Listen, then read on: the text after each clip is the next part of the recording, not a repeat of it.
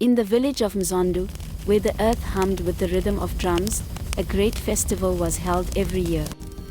It was a night of music, of dancing, of honoring the ancestors.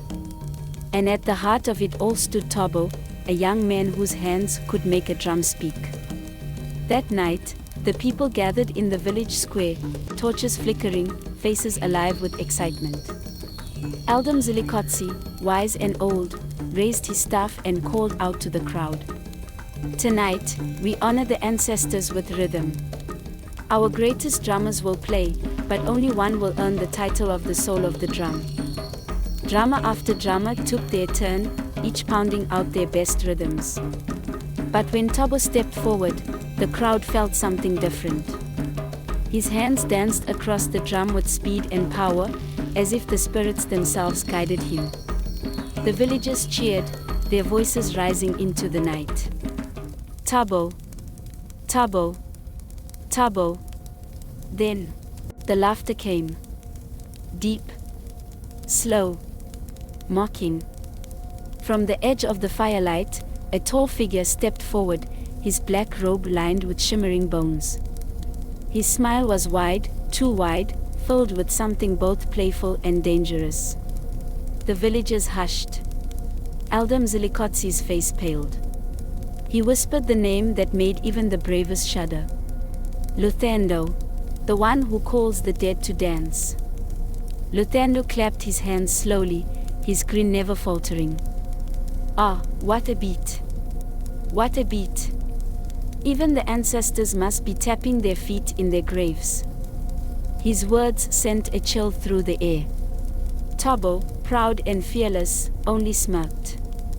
You dance to my rhythm. Ha!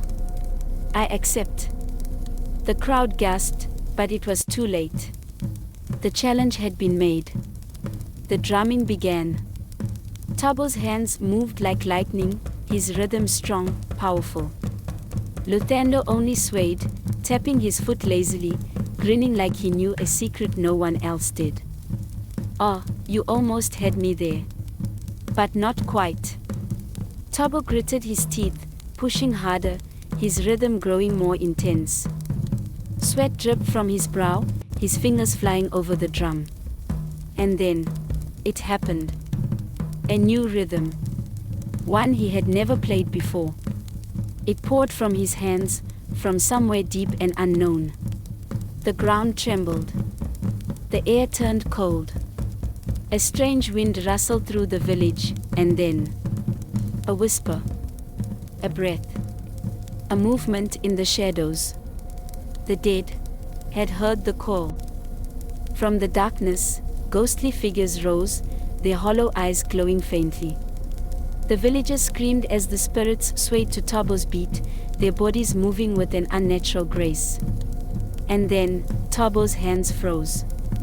His breath caught. Luthando, what is this? The spirit of death only laughed, his eyes dancing with amusement. Oh, did I forget to mention? That rhythm, you know, the one you just played. It's the calling beat. The one that summons those who have already danced their last dance. Thabo's face turned pale. But, you tricked me. Luthando tilted his head, grinning wider. Tricked? No, no, my dear drummer.